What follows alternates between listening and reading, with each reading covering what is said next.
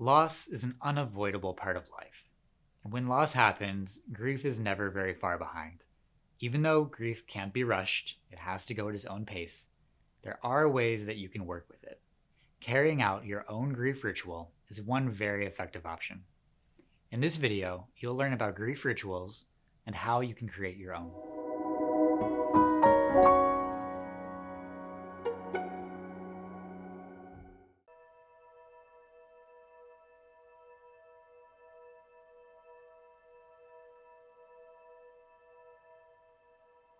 Let me start with an example. A woman who lost her sister several years ago continues to grieve. Her sister loved hiking, nature, and most of all, birds. Every month, the woman finds a feather and sets out for a long hike in the forest near her home.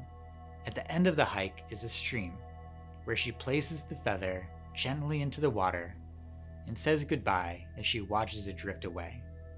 She takes a moment to reflect and to grieve before finally returning home. This is her personal grief ritual. You already know what a ritual is. Examples are meditating or praying in the morning, singing happy birthday at a party, or attending a wedding. Any event or activity with structure, intention, and an element of the sacred can be a ritual. When it comes to grief, attending a funeral or a celebration of someone's life is a common ritual.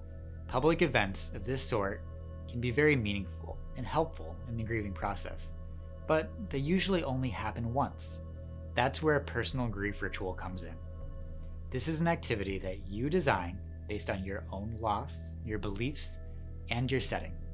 For example, this might be planting flowers to mark the anniversary of someone's death, or visiting a site that was special to that person. A grief ritual can help you accept your loss, process emotions, establish a meaningful routine, and move toward healing.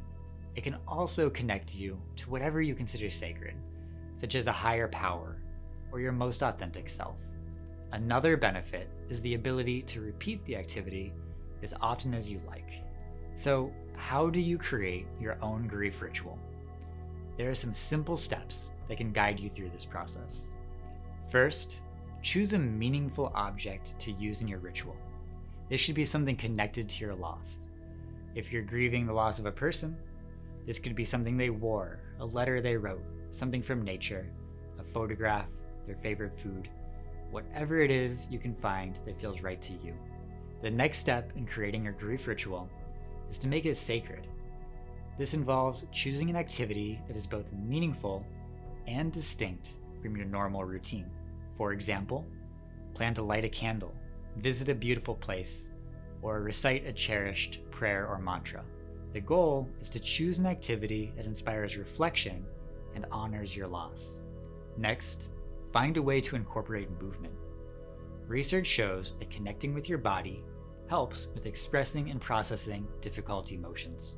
Including movement in your ritual also helps make it into a journey with a clear beginning and a clear end. This could be a walk around your neighborhood, a gentle yoga routine, or visiting a beloved place. Again, choose something that resonates with you and is appropriate to your situation. The next step is to interact with your chosen object. You might read a letter written by the person, release a feather on a stream as a way of saying goodbye, or plant seeds to express a hope for growth and for healing. You should choose an interaction that feels right to you. These interactions can help you feel closer to the person you lost, build a sense of closure, or access your feelings in a way that helps you work with them. Don't rush through this step. Take a few moments to sit with the feelings that come up. The final step is to create closure and to repeat. Decide on a way to mark the end of your ritual. You could express a hope, say a prayer, or observe a moment of silence. Repeating a ritual will increase its benefits and open you to healing, growth, and insight. Come up with a plan for carrying out your ritual on a regular basis. This might be once a year to mark the anniversary of your loss, or it could be much more frequently, such as monthly or weekly. This will depend on the complexity of your ritual and what feels right to you. Let's look back at our example once more and put the pieces together with these steps. Given her sister's love of birds, the woman selects a colorful feather as her ritual object. The time of her ritual is made sacred by walking in nature, which her sister loved, and by reflecting on thoughts and feelings about her sister.